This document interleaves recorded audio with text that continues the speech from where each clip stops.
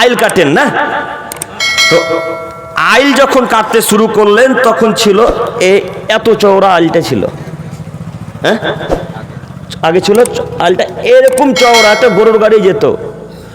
তো ওই আইলটা আপনি কাটতে কাটতে কাটতে কাটতে কাটতে কাটতে কাটতে এসে এখন এই পর্যায়ে রেখেছেন। এখন একটা মানুষ ভালোভাবে যাতায়াত করতে পারে না।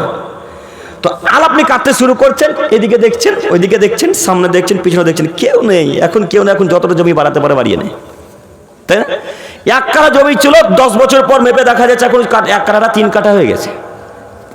আচ্ছা বলেন তো মুরব্বি সাহেব, আপনাকে আমি দেখিনি, এই বালুয়াঘাটের মানুষ কেউ আপনাকে আল কাটতে দেখেনি, দেখেছে কে? কে? আল্লাহ। এই বাক্যটুকু মনে রাখেন। একটা হাদিস বলি তাহলে আপনার ব্রেন খুলবে। যায়েদ ইবনে খালিদ রাদিয়াল্লাহু তাআলা আনহু বলেন, রাসূল সাল্লাল্লাহু আলাইহি সাল্লাম বলেছেন, মান আখাযা সিবরান মিনাল আরজি জুলমান ফাইনাহু তাওয়াক্কু ইয়াউমাল কিয়ামাতি মিন সাবি আরাদিন। হে আদমের ছেলে মেয়ে, তোমরা শোনো, যদি কোনো মানুষের জমি জায়গা অর্ধহাত জোরপূর্বক দখল করে নাই, যদি কোনো মানুষের জমি জায়গা জোরপূর্বক অর্ধহাত দখল করে নাই, অর্ধহাত, 1 কাঠা নয়, 1 হাতও নয়, অর্ধহাত, আধ হাত, কথা বুঝাচ্ছে না? কেউ যদি আধ হাত জমি জোরপূর্বক দখল করে নেয়, কিয়ামতের মাঠে আল্লাহ সুবহানাহু ওয়া তাআলা 7 তবক জমিনের মাটি তার ঘাড়ের উপরে চাপিয়ে দিয়ে আল্লাহ তাআলা বলবেন, হাত্তা ইউকজা বাইনান নাস, আপনি এখন চলতে থাকুন ইলা ইয়াউমিল কিয়ামা, মানুষের বিচার যতদিন শেষ না হচ্ছে। মুরব্বি সাহেব আপনাকে দেখাই, বলেন তো আপনার আসমান কয়টা আছে? 7টা। জমিন কয়টা? একটা? 7টা। আসমান যেমন 7টা, জমিনও 7টা। 7 তবক জমিনের মাটি যদি আল্লাহ আপনাকে খুঁড়তে বলে, আপনি খুঁড়তে শুরু করেন, মাটি কত হবে এখন হিসাব হয়েছে? মানুষের বিবেচনার বাইরে। তবে একটু বুঝাই আপনাকে, আজকে বালুয়াঘাট থেকে যদি একটা দ্রুতগামী যানবাহন, রকেট, আচ্ছা রাসূলের যুগে রকেট ছিল না, বাদ দেন, রাসূলের যুগে সব থেকে দ্রুতগামী যানবাহনের নাম কি? ঘোড়া। ঘোড়া, ওর তো মরুভূমির জাহাজ, তাই না? তো ঘোড়া আজকে বালুয়াঘাট থেকে ছুটতে শুরু করবে, এই ঘোড়াটা 500 বছর ছুটবে। কত বছর? একটা দ্রুতগামী ঘোড়া 1 ঘন্টায় ছুটে 72 কিলোমিটার। কত কিলো? 70 থেকে 72 কিলো। তাগড়া বড় ঘোড়া, যেগুলো ভালো ঘোড়া, 1 ঘন্টাতে 70 থেকে 72 কিলোমিটার ছুটতে পারে। তো এই ঘোড়াটা 500 বছর যাবত ছুটবে। আজকে এখান থেকে ছুটতে ছুটতে ছুটতে ছুটতে ছুটতে ছুটতে ছুটতে ছুটতে ছুটতে গিয়ে যেখানে 500 বছর হবে, সেখানে হবে জমিনের শুরু, এখানে হবে শেষ। 500 বছরের পথ। তাহলে জমিন যদি 7টা হয়, তো কত বছরের পথ আল্লাহ খুঁড়তে বলবে? 5-7 3500 বছর পথের মাটি আল্লাহ, মাটি বিশাল। এত মাটি আমি কেমনে চারি? আমি তো চারতে পারি না। জি না, মাটি আপনাকে চারতে হবে না, মাটি আল্লাহর ফেরেশতারা চারবে। আল্লাহ নবী একজন ফেরেশতারই এত ক্ষমতা, একজন ফেরেশতারই এত এইভাবে আছাড় দিয়ে ফেলে দিতে পারে। একজন ফেরেশতার এত ক্ষমতা, একজন ফেরেশতার এত ক্ষমতা, এই গোটা পৃথিবীটাকে এইভাবে ধরে 7 তবক জমিনের মাটি 3500 বছর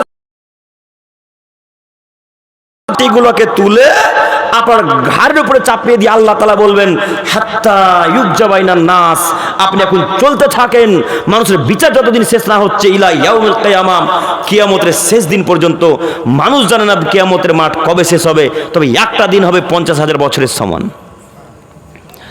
মাটি কতদিন যে মুরব্বী সাহেবের ঘাড়ের উপর থাকবে তা আমি বোঝাতে অক্ষম।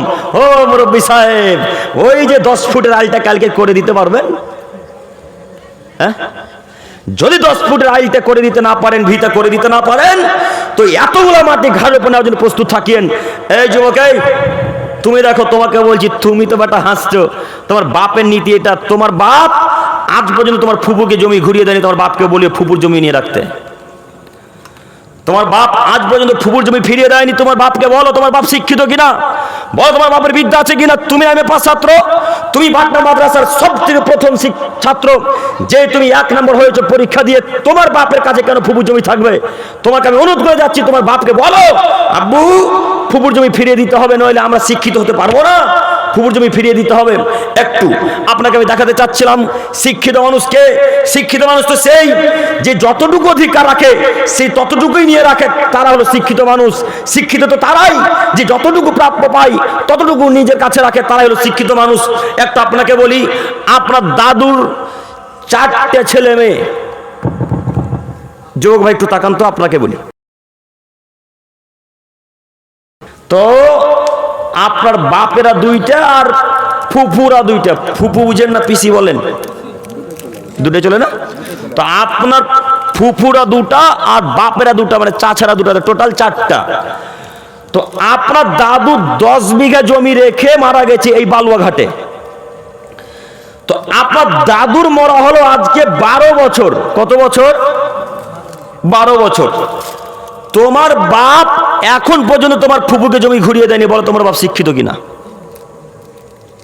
আচ্ছা যুবক ভাই, আপনাদেরকে আমি মাঝে মাঝে তুমি তুমি করে বলছি এই জন্য যে আপনি আমার সমবয়সের, এই জন্যে যখন তুমিও বলবো খারাপ নিবেন না ইনশাল্লাহ। ইনশাল্লাহ আমি আপনাদের বয়সেরই ছিলাম, আমার বয়স খুব কমও নয় খুব বেশিও নয়।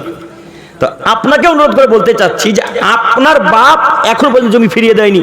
তো আপনার বাপ কি বা আপনি মনে করেন যে আপনার বাপের বাপ একটু বেশি আর আপনার ফুপুর বাপ একটু কম, না দুজনের বাপ সমান সমান? কথা আপনারা আমার বুঝতে পারেন না মনে হয়। সমান সমান, মানে আপনার বাপের বাপ যতটুকু আপনার ফুপুরও বাপ ততটুকু। তো আপনার বাপ জমি পাবে সকালে, আপনার ফুপু জমি পাবে বই কেন একসাথে? একসাথে। তো আপনার বাপ, আপনার দাদুর মরা আজকে 12 বছর হলো, জমি এখন পর্যন্ত আপনার বাপ জমি ফিরিয়ে দেয়নি যে গো। বলেন আপনার বাপ শিক্ষিত কিনা? যুবক তোমাকে বলি, তুমি শোনো, তোমার বাপকে বলতে পারো না আব্বু ভাগ্যে যদি ভিক্ষা করা থাকে আব্বু ভিক্ষা করে খাবো, আব্বু ভাগ্যে যদি ভিক্ষা করা থাকে ভিক্ষা করে খাবো আব্বু, তবু ফুপুর জমি নিজের কাছে রেখে খাবো না। ফুপুর কাছে নিজের জমি কাছে রাখা হারাম, ফুপুর জমি নিজের কাছে রাখা হারাম, ফুপুর জমি নিজের কাছে রাখা হারাম। কেন ফুপুর জমি নিজের কাছে রাখবেন? ফুপুকে কাল সকাল হতে তো জমি ফিরিয়ে দিতে পারবো ইনশাল্লাহ, পারবো ইনশাল্লাহ? পারবেন না। রাস্তার ধারে জমি 1 কাঠার দাম 2-3 লক্ষ টাকা, কিভাবে এখন ফুপুকে 3 কাঠা জমি ফিরিয়ে দিবেন? হ্যাঁ, আমার বাপকে বলেন যে আব্বু ফুপুর জমি ফুপুকে ফিরিয়ে দিতে হবে। তোমার বাপ আপনার বাপ তখন আপনাকে এক পর্যায়ে বলবে, হ্যাঁ বাটা ইমানদার হয়েছো, মাথা বলে করে যাও, বাড়ি থেকে বেরিয়ে যাও, তোমার প্রয়োজন নেই। আপনার বাপ আপনাকে এই বলে তাড়িয়ে দেবে, তখন আপনি কি করবেন বলেন? আপনার বিদ্যা নেই, আপনার বিদ্যা কাজ করে, আপনার বাপের তো বিদ্যা কাজই করে না। এই জন্য আপনার বাপকে বলেছি মাথাতে যত গোবর আছে সব গোবর বের করে ফেলে দিয়ে মালদা হসপিটালে গিয়ে আবার মগজ ভরার চেষ্টা করতে হবে। কেন আপনার বাপ ফুপুর জমি রাখবে? আপনার বাপ জানে না যে ফুপু বোনের জমি নিজের কাছে রাখা হারাম? আপনার বাপকে বলে রাখেন যে এতটুকু কেউ যদি অন্যায় করে কোনো জিনিস আত্মসাৎ